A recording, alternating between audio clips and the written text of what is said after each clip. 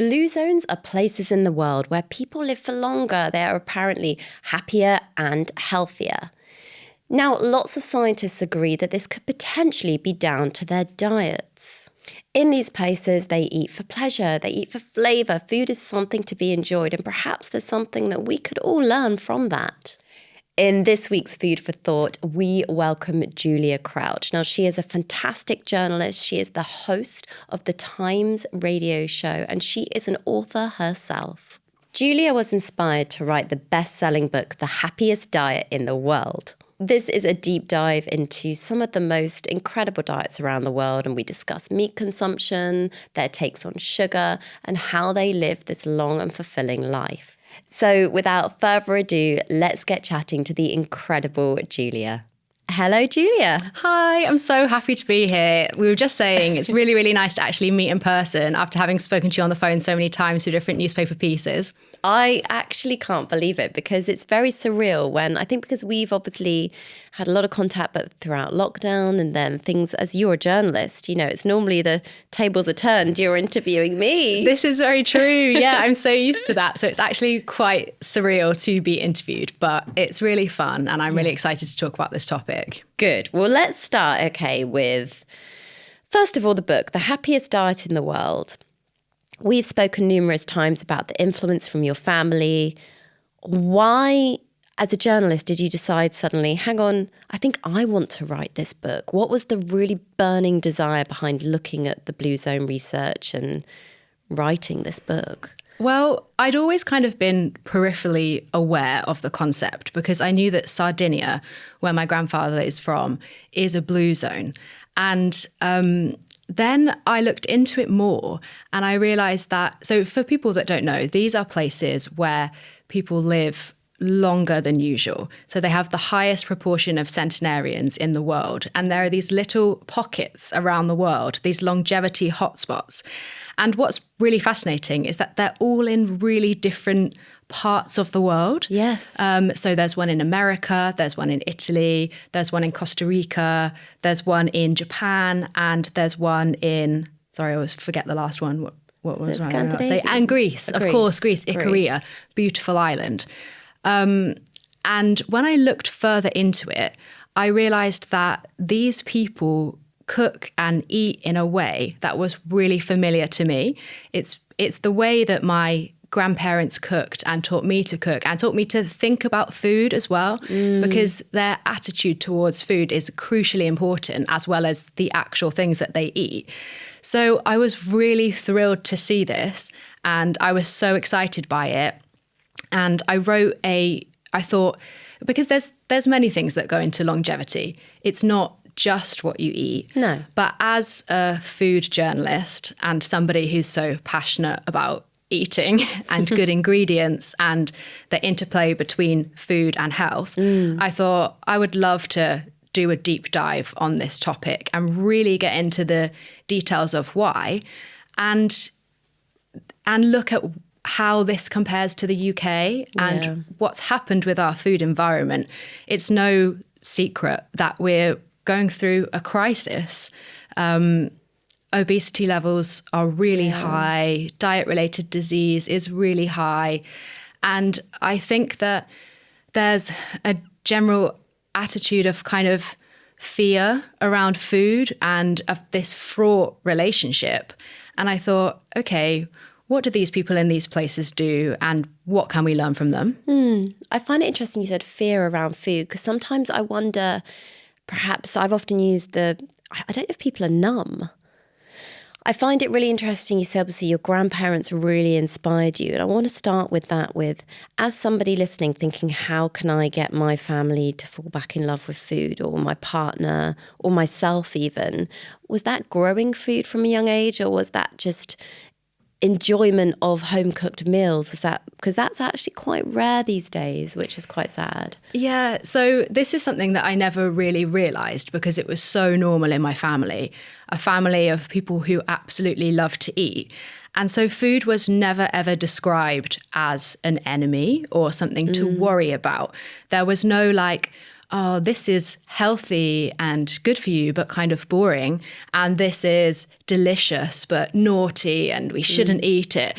Though that kind of language around food was just never used. So my Nonna, she was Italian, and she, like, her catchphrase was like, eat, eat. She'd always be encouraging people to eat. And I just grew up thinking that food was a marvelous thing, and that there was such range of like different things you could try, especially then, like, once I moved to London, I was like, this is fantastic. This is a playground of flavor.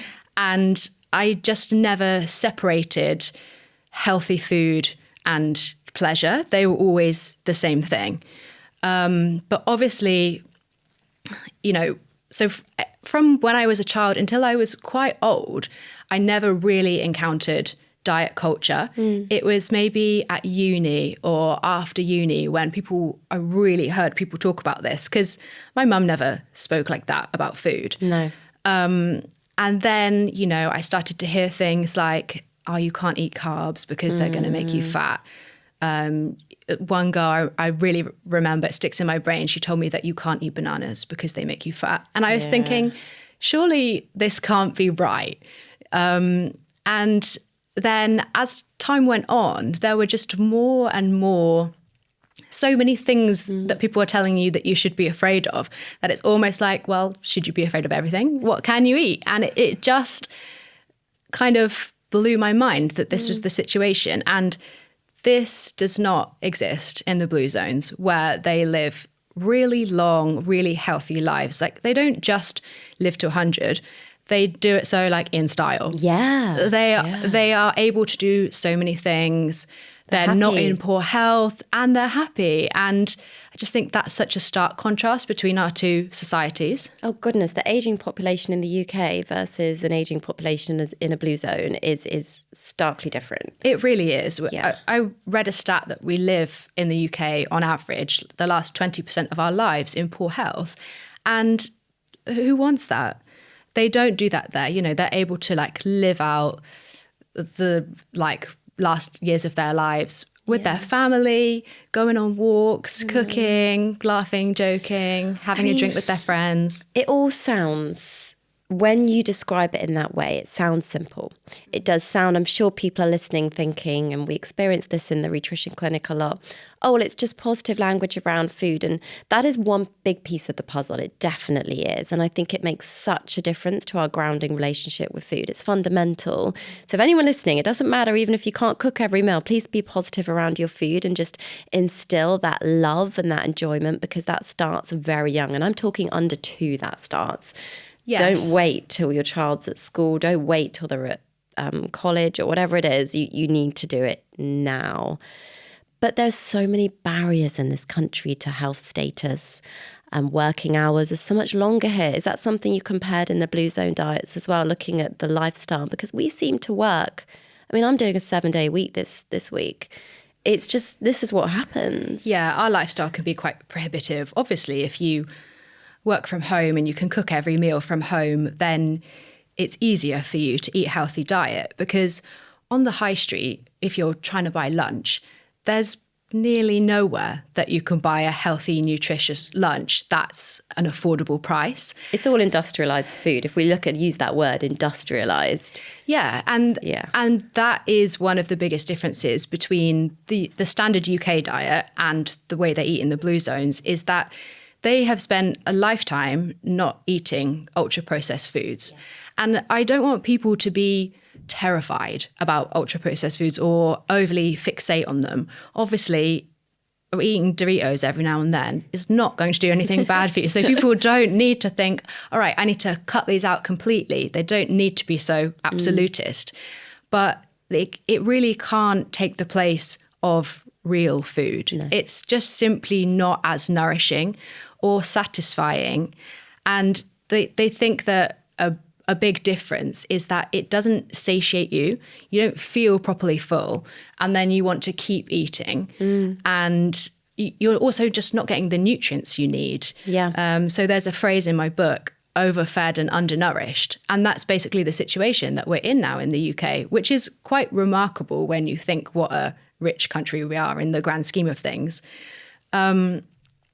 But yeah, in terms of what, people's working hours, I mean, that can be a massive challenge. And also cost is a massive challenge. Oh my goodness, cost at the moment of food. I mean, even I'm looking at my food bill and I'm quite fortunate in my life. It's expensive. Family of 4, it's costing me so much each week. I'm not surprised. Even for 2 people, it's astronomical. You can go to the shop and think that you're getting a few items and you've spent 40 quid. Yeah. So there's definitely things that we can do on an individual level, but as a nation, we need some government intervention. Yes. And I just think that no governments have been focused on this. Never. Even now with the new government, nutrition isn't massively in the manifesto. There's a little bit on exercise and child health, but that doesn't actually refer to what they're eating. They're talking about advertising junk food, but it does need to go further than that. And I think we should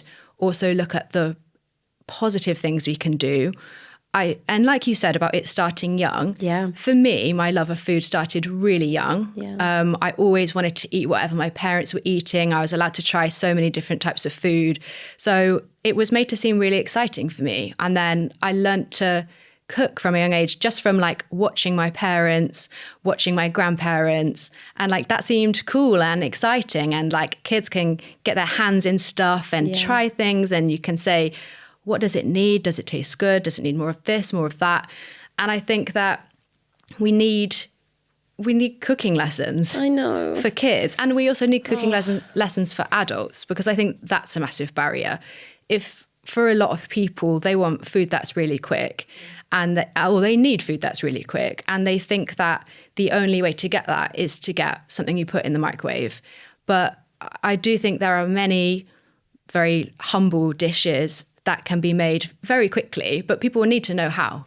Well, you've raised a very, very important discussion, which I'm having a lot at the moment, and that is the fact the education isn't there. 100%. And we have to do something about it. I know I can count you in on I know you want to do something about this. One of the missions that I personally have this year is to get nutrition education in the early years in schools. That's fantastic. I'm completely behind you. Thank you. I just feel, how can we expect the emphasis in the modern day society? It's not the same anymore. Women are out working the same hours as men. Things have shifted. And the old traditional kind of cultural value was women stayed at home and cooked, men went out to work. That is not the life we live in anymore. And the hours we work are different. So how can we expect the value of cooking to have withheld the generations now that we have? 100%. So if we don't teach it at schools, how can we expect people to know? And now we have a generation of people that can't cook, who don't know how to save money on their food shop. Yeah. And it stems down. So let me ask you about the blue zones a little bit more. So plant-based diets, as you know, I'm very passionate about. Is there a link here? I mean, is that predominantly blue zone? Massively, massively. They eat predominantly food that comes from plants. So when they looked at it across all of the 5 blue zones, it's 90% of their food comes from whole plant-based foods. And I think that there's a bit of a barrier here, because sometimes when people hear the phrase plant-based, it sounds like maybe you're just going to eat lettuce or just kale. Or it's vegan and it's not. Yeah. There's really this connotation. I think it comes from like the clean eating phase, where that phrase was used massively, and people then it had funny connotations. I think the media kind of picked up on plant-based as a more accessible way of marketing vegan food as well, which didn't help. Yeah, and I just think that there's a lot of polarization when it comes to food that doesn't really need to be there.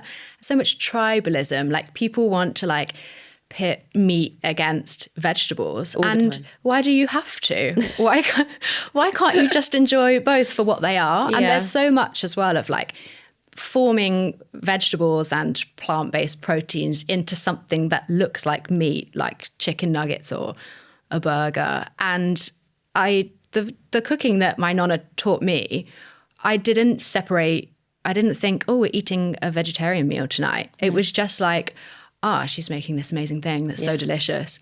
Yeah. So I think we should celebrate plants for their own, for what they are more. I know. And include the fact that does include carbohydrates and pulses and legumes and... Oh, 100%. So the blue zones eat high carb diets. They They do. Yeah. So, and these mainly come from these complex carbohydrates. I think people have been so conditioned to fear carbohydrates that they kind of forget that it's a massive term that includes so many foods. Yeah. So, legumes are amazingly important in the blue zones, also nuts, seeds, herbs. Let's talk about the cost of legumes though. The most affordable source of protein we have in the UK is a can of beans and pulses. You get incredible. More protein than other foods predominantly. Yeah, you do. And it, in many ways, it's a healthier source of protein. We know that, eating meat isn't per se bad for you. But if you eat meat in really high quantities, then it is definitely worse for you than eating another source of protein like legumes. Yeah. And also they're so tasty. This is something that people don't really talk about, but like they're also really varied. So legumes means like all of the beans,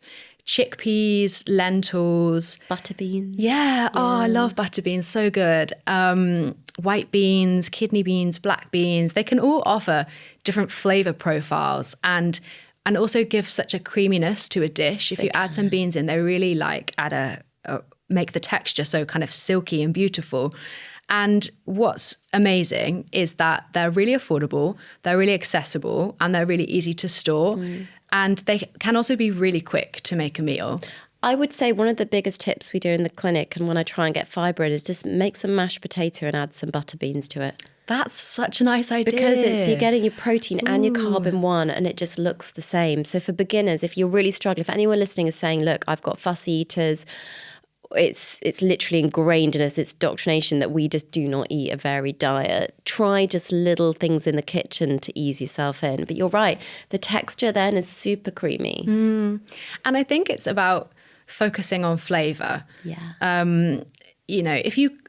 I come at health from as a flavour enthusiast and a food enthusiast. And I think that if that's your entry point, it makes everything so much easier. You're not thinking, oh, I have to eat this because it's good for me. You're thinking, this tastes phenomenal. I can't wait to tuck in. And you crave that as much as you crave an amazing slice of Victoria sponge. I think all of the foods should be celebrated as delicious because they all have the potential to be.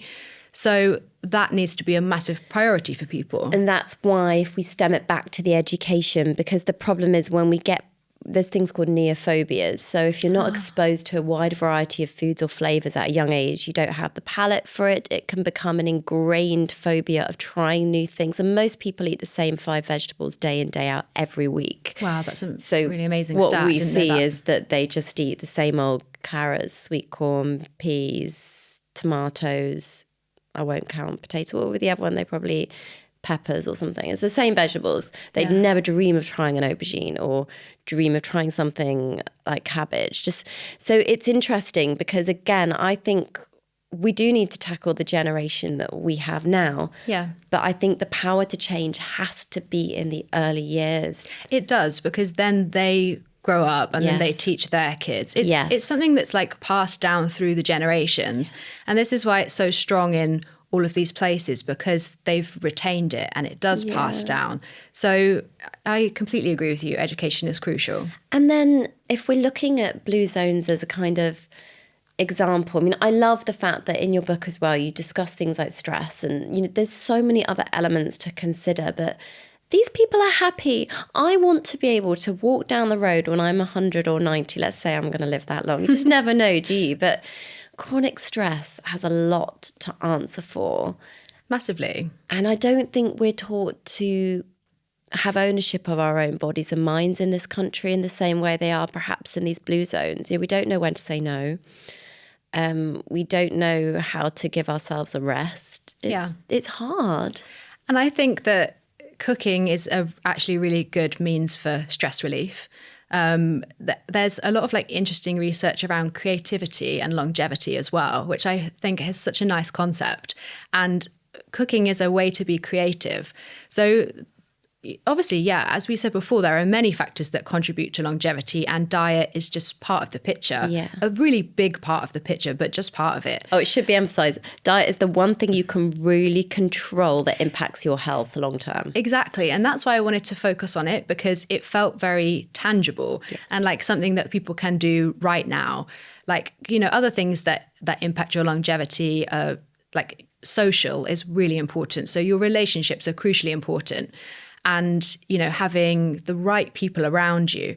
But I thought maybe that can seem like quite an abstract concept for people, or too hard to, you know, you can't just like magic up the right people if you feel like you don't have them now. But you can decide what you're going to have for lunch. And these things also, the thing about all these factors is they're really entwined. And, you know, your food is also combined with your social. If you sit down to eat a meal with people, you feel really bonded to those people, and it does increase your happiness. I mean, we use food as a coping strategy for so many things, don't we? For celebration. We also use it for grief. We can turn to it and we can turn away from it. And do you find as well in the blue zone areas that there's a different societal expectation? So let me think how to phrase this. We're consumed by social media very much in this country. We're consumed with technology. We're not socializing in the same way. We're not eating in the same way. We've almost lost touch of how to be human. And sorry, just about sounding drastic, I bet they're going to use that for the clip out for the social feed. No, but I know what you mean. No, I know what you mean. And we've kind of lost our instincts. We have. Yeah, and in many areas of life, but especially in what to eat. And I think this is why we're so easily prey to like internet gurus who are pushing fad diets. Green powders. Yeah, and the latest thing to like fixate on, because it's become so noisy. And I think that healthy eating is really quite intuitive and really quite common sense. Yeah. And it doesn't need to be massively overcomplicated, but because things have become so crazy in that world and we consume so much social media with one person telling you to cut out this, another person saying don't cut out that, cut out this, it's massively overwhelming for people. And it's really easy to fall for these kind of things. Do they not have that in the blue zones? Do we know how much they look at their phones or the data? I don't know those stats, but I can't imagine that it was a massive influence. And also, I suppose, because like their culinary traditions are so ingrained and so important to them, they're, you know, if I'd have told my Nonna, or like people are saying like don't eat pasta or don't eat bread, I think she would have just like laughed and not been able to really understand the concept, just said that's nonsense, don't listen to them. So they have that kind of guidance, but they allow the space. Yeah. Because we don't have, I'm just trying to, in my head, as you're saying this, I'm trying to picture myself. So I was mentally, this is how a woman's brain works all the time, you know, multitasking. I'm thinking I need to make more time to cook with my kids again still. I'm not doing enough. And I can imagine this is what a lot of people listening are maybe feeling, because at the time you get home from work, your kids are either going straight to bed, you haven't had that space in the day with them to do that cooking or enjoyment around food. And then it comes to the weekend, you might have one or two opportunities, but perhaps the budget didn't quite come in. You haven't got the right produce to hand at that point in time. So this is why we need to be lobbying our government. And the more you speak about it, I don't understand how we've lost it. I think it's just something that's happened over many years. You know, we've got busier, and then there's been the growth of like manufactured food, and then that's become really normalized in society. 60% of our diets in this country are ultra-processed foods. Children higher, about 70 to 80%. Yeah, that's an extraordinary figure when you think about it. And there's obviously mounting evidence that that's doing us harm. But I take your point about people worrying that they don't have enough time to do these things. Yeah. What I would say is that nothing needs to be done all of the time. Yeah. Like it's about your overall diet that's really important across your whole life, not just like small phases or certain times. And I think that so often with healthy eating, we're told we need to think about these really granular details. And that's just not the case. No. We need to think about our general pattern of eating. And that's I think the really thrilling thing about the blue zones is that the advice isn't like, eat this specific plant, eat this specific superfood. It's one type of broccoli. Yeah, it's because they're all different places around the globe. They all have different traditions and they all have different ingredients that are available to them. So the message is more like, eat more plants, not eat this one plant, which I think is really encouraging for people. You know, you don't have to go out and spend loads of money on whatever the trending ingredient is. You can buy frozen veg. Frozen veg. And plants are cheaper than actual animal produce as well. Yeah, they are. And I think this is why people need to have the knowledge and they need to have access to the knowledge, because if you know some like basic cooking skills, then you can make things cheaper for yourself. So that needs to be where it begins, I think. So you've mentioned you're a flavour girl, which is great. If you could give me, you said your book's The Happiest Diet. What's the happiest food? If you think of food, what one meal is your happy meal? I love pizza. Okay, so good. much, but a real Italian Neapolitan pizza. Nice. Not a Roman What, one. like a thin base kind of? Yeah, it's kind of chewy. It's foldable. You've got like a brilliant tomato sauce on there, which is like a bit acidic but a bit sweet. And then you've got buffalo mozzarella, which is ever so slightly tangy and really milky. And you've got the basil, which is so aromatic. And that's just so joyful to me. Yeah. I absolutely love that. Also, I think of like my Nonna's tomato pasta, which is so simple, but no one can make it quite like her. So my mum makes amazing tomato pasta as well, but it's not quite the same. No. Do they use red wine in their tomato sauces? No, my Nonna didn't. You can if you want to, but I don't think you really need it. No. It's more about like cooking the tinned tomatoes for long enough that they how you know it's ready is it will change in colour slightly from a really like postbox red to a more kind of orangey red. And that's when all the flavour has developed. And she used to put a bit of parsley in there, which kind of acted like a tea bag in there to infuse it. That's so good. Getting all the secrets, all Nonna's secret cooking skill, which I'm going to retain. But this is really like really basic cooking and the humblest of ingredients.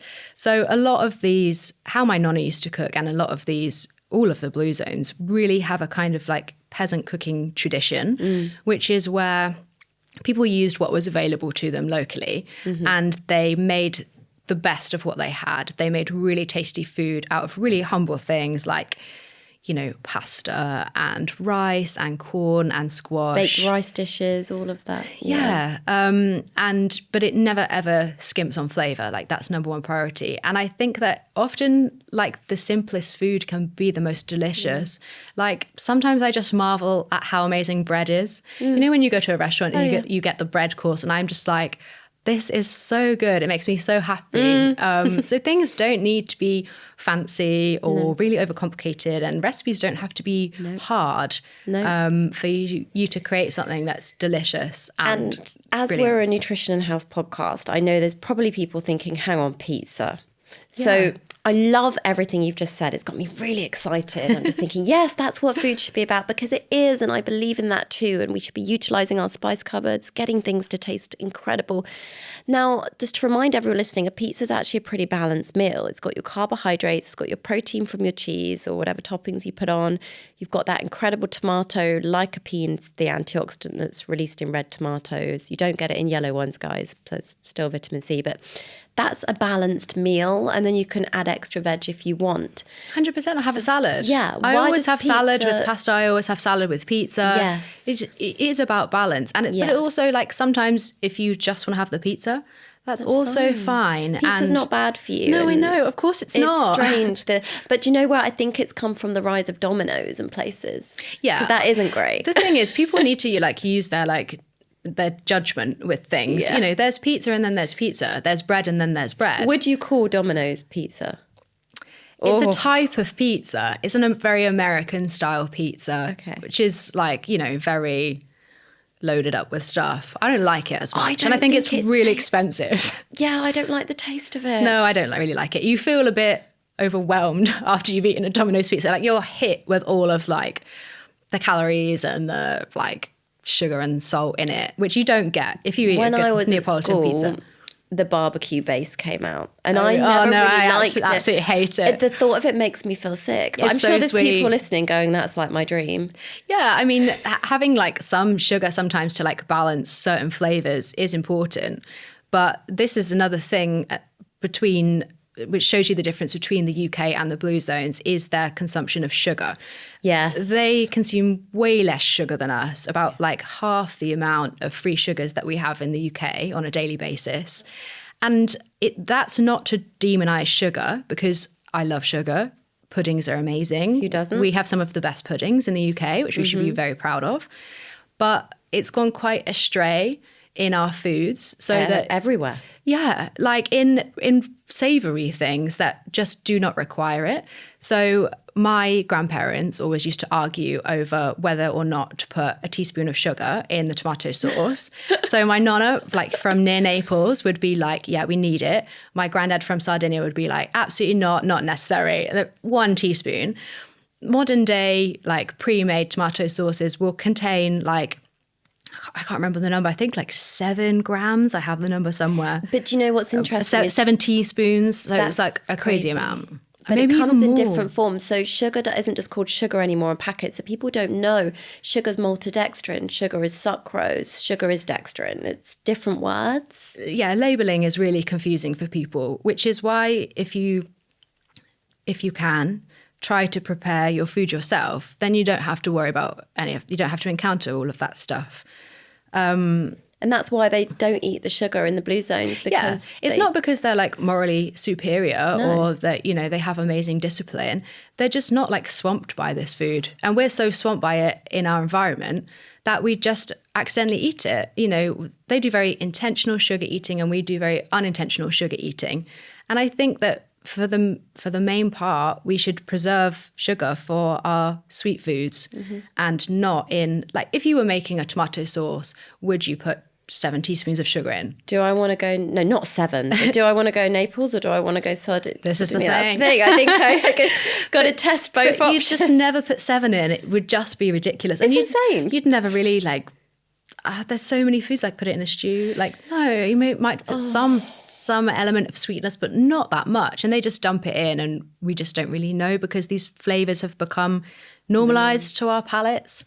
I want to move to a blue zone. I also just think, you know, I walked down London, I was coming to the studio today and it's just saturated. Every street corner, every shop is a food shop, it's a kebab shop, it's a fast food shop. We are surrounded by grab and go. It's just not like that there, is it? No, it's not. But that's not to say that like you need to live in an environment like that in order to be healthy. It's obviously harder when you see food everywhere you look. Yeah, exactly. But I still think that you can have a healthy diet in the UK 100%. Good. Yeah. Good. There is hope for us all. Yes. I want to ask you about oils in a minute, but first, I think let's go on actually to our fact or fiction round. Okay. Are you ready? I'm ready, yeah. You're ready for this? Okay, here we go. Question number 1. Are seed oils as bad as they're said to be? No, absolutely not. Seed oils are fine. I think this is all part of like the neuroticism that we have around food in the UK, and we're made to feel very anxious about certain components of food or certain foods, and it's just nonsense. I think that people should be very, very wary of anybody online who's saying you need to cut out a certain food group or food, or is trying to fear monger. And that's all this is fear mongering. And it's so pushed on us, but really they're preying on people's insecurity, people's fear, and ignore them. Love, absolutely, absolutely. Overall health is about more than just diet. Of course, yeah. Overall health is about so many things. I would, from the experts I spoke to for my books, I interviewed so many experts. The main things seem to be your relationships, your food and movement. And that doesn't necessarily mean like slogging out in the gym, but it means moving your body in ways that you enjoy every day. So like, I have never been a gym person. I've tried to make myself, and I've also tried to make myself into a runner. Haven't been successful on either. Yeah, I'm not either. But I found ways to move my body that I really like. So I love yoga, I love swimming, I love walking, and those are the things that I now do. So as with like food, I think it's very hard to force yourself to do something you don't like. And so with exercise, you should try and stick to the things that you do like and you find easy. Okay, so a healthy diet has to be complicated. No, that's fiction. It doesn't have to be complicated. I think that another thing that's confusing people at the moment is that there are, these kind of personalized nutrition programs on offer at the moment, which are interesting and kind of cool. But I think maybe it gives some people the impression that nutrition is something you can only access if you can afford to, which is very discouraging for people and not true. These places don't spend money on these kind of things. They don't take tests and they don't wear glucose monitors. And these are just not something that you need to do in order to be healthy. That's kind of a lie that we're told. And it is really overcomplicating it for people. The most important thing is balance, real food, cooking, and passion for food. That's going to just set you up nicely, and you don't really have to worry about all of these other things. Absolutely. They eat nuts and seeds every day in the blue zones. Not every day. They eat nuts and seeds a lot. They love like pistachios in Ikaria, almonds. So they enjoy them, but you don't need to eat something every day in order to be healthy. I don't eat things every single day. Like, I know olive oil is really good for you, but I don't necessarily eat it every day. So it's just like, it's a balance across like your life and across your day and the week and the month. So people don't need to like be so obsessive about things. True. Funny next question. Olive oil is liquid gold. It's my favorite ingredient. I love olive oil so much. Firstly, because it tastes absolutely amazing. And secondly, because it has incredible health properties. And I love it when those two things marry up. Yeah. So it's really full of polyphenols, which are like a defense chemical in plants. That is also really good for us, really good for our gut health. It is an incredible ingredient, but other oils are good too. Rapeseed oil is really good. And vegetable oils are good too. So you should stick to like what you like. Yeah, but Perfect. It's incredible. I love it. Oh, it's the best. They don't eat processed meat in the blue zones. No, they don't really. Maybe more now as like, everywhere's kind of influenced by... It's infiltrated. Yeah, the Western diet.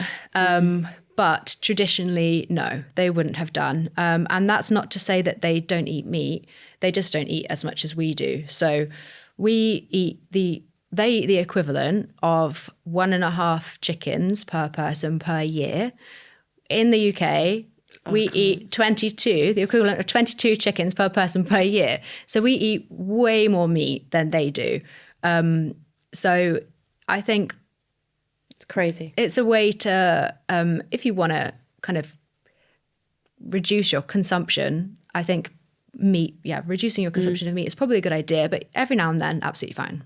Love that. Last question. What we eat impacts our mood. Yeah, it does. So there's a lot in the book about the gut microbiome, which is a topic that I find so fascinating. Yeah. And they think now that, there's quite a big relationship between your gut and your brain. They communicate bidirectionally with each other. And there was also research on the Mediterranean diet and its ability to help people suffering with depression. Smiles trials. Yeah, that's it. Which I thought was really interesting. Obviously, there's much more research that needs to be done on this, and it's not like a cure-all, but it's a cool idea. It's a cool concept, and I think that with more research, it could be really fascinating. I mean, it makes perfect sense. So, first of all, excellent fact or fiction round. But doesn't it make perfect sense that in the blue zones, they're not eating as much ultra-processed foods. They're nourishing their gut bacteria because they are eating more plants, more fibre, and a healthier diet all in all. Then they're happier. Yeah, exactly. And they just feel more satisfied. Like food is about pleasure, and if you eat a fantastic meal, you feel happy in the moment. It improves your well-being in the moment. So it makes perfect sense. It really does. Oh, I just want a big bolognese when I get home now. I'm going to make a big lunch bolognese. I'm That's make my such a good idea. sauce. Such a good meal as well, because there's so many veggies in there and so tasty. Love it. Now we have questions from our listeners for you. Now Molly's first one I found really interesting. But I think having spoken to you, I can kind of gauge the answer. What attracted you to food and health journalism? Because I'm sure when you went to university and you thought, I want to be a journalist, first of all, the landscape was different to the social aspect it is now. But health journalism is quite niche. Yeah, I think I've always been interested in food from a really young age, and I've always liked to eat. And I think that food is an area where there are so many characters with so many stories, and I love to learn about those kind of things. In terms of health, I've been interested for a long time. I've always kind of had this feeling that the way my grandparents ate was good for you. And then when I started to find out, the Mediterranean diet is actually really good for you, as well as being really delicious. I thought, that's so cool. So that attracted me to that. And I love experts and I love people who are passionate about things in their own field. So it's always a massive pleasure to interview those kind of people. Obviously, you have to avoid people talking nonsense, but like interviewing a nutritionist like you is always great, because you're really level-headed and sensible, and that is how things are supposed to be. So that's but it must be a minefield. And actually we haven't touched on this next question, because Terry has said alcohol consumption. I think it's a bit of a no-brainer here, but what's the difference in the way we can, I'm laughing because it's so awful here in the UK, in the way we consume alcohol in the UK versus the blue zones? Yeah, so they do consume alcohol. In fact, like especially in Sardinia and Ikaria, they tend to have like a glass of wine most days with their food. Civilized. Really civilized. And also a very small portion. I know from like spending time with my Italian family in Italy, my like great uncle would always be encouraging me to have just a little bit of red wine. And I think it's the dosage that's the major difference.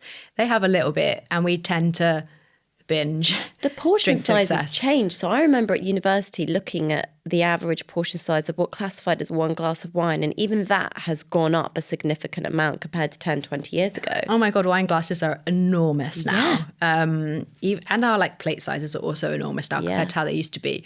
They drink in a really sociable way and normally with food, whereas we often drink without any food and maybe to excess. And I think obviously it becomes a problem like if you start drinking by yourself. They don't go and drink by themselves. They drink with people with a meal. It's actually sad. Half of me then was just kind of laughing at ourselves as a nation, thinking, how have we got it so wrong? But then the second half of me was filled with sadness, because I thought, well, of course that's how we've got it so wrong. There's no way to cope. People can't cope. So they turn to alcohol, or alcohol becomes this release, and we don't have good weather. There's all these different things that are linked. That's a very naive thing for me to say, the weather and alcohol, but I genuinely mean there's so many reasons why people drink. Yeah. And because perhaps we don't start at a young age in that way. You've mentioned you used to have a sip. I do think if you introduce it young in an environment like that, like a tiny sip, it doesn't become this big thing. Yeah, I think kids always like watch what their parents do, and like if you're having people around and everyone has a little bit, then that's how you see it. Like also in Italy, they don't really like go out in the evenings for a pint. they just like go out for a gelato. Like that's way more normal. They find our way of drinking like quite crazy. Yeah. And I think you don't really see it because you've grown up in this environment. So that seems normal. But when you go to other cultures where booze isn't seen in that way, you suddenly start to look back on it. You think, oh, actually, we are quite weird. The way we drink. We are weird. Yeah. I'd much rather go for gelato. Like, why? Why have I grown up in this country? I mean, I love to go for a pint. Like, that's a really fun thing to do. But yeah, it's anything where you do it to excess, it starts to become a problem. It's the way you just framed that. I think that's quite a moment that lots of people go, you just go out for gelato. Like that, honestly, though, I think because you're right, this is the culture we grew up in. It's very different here. And obviously it's been like this for centuries. Drinking's nothing new in the UK. I think even in Tudor times, we're looking way back. Yeah. There's always been a drinking culture, always.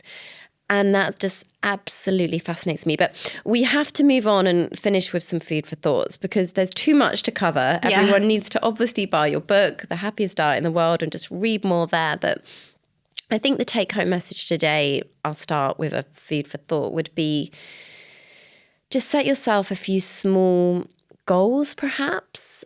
Have a think about what you've heard. Like, for instance, I myself am thinking, right, I know, stop being lazy, Rhiannon, get back in the kitchen at the weekends with my kids just at least once or twice more.